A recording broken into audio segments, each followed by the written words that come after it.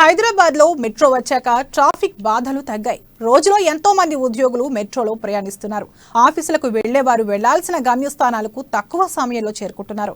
బస్సులతో పోల్చుకుంటే ఛార్జీలు ఎక్కువ. మరోమారు మెట్రో ఛార్జీలు పెంచనున్నట్లు తెలుస్తోంది. అయితే హైదరాబాద్ మెట్రో నిర్మాణానికి L&T సంస్థ వారు 13,000 కోట్లు ఖర్చు పెట్టారు.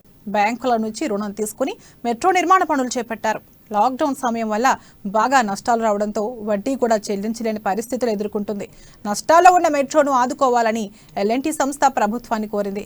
3,000 కోట్ల లోన్ ఇవ్వాలని తెలంగాణ ప్రభుత్వాన్ని కోరడం జరిగింది. ఈ విషయంపై ప్రభుత్వం నిర్ణయం తీసుకున్నట్లు తెలుస్తుంది. ప్రభుత్వం ఇస్తున్న లోన్తో పాటు భూముల లీజు ద్వారా 5,000 కోట్లు వస్తాయని మెట్రో సంస్థ వారు అంచనా వేశారని తెలుస్తోంది.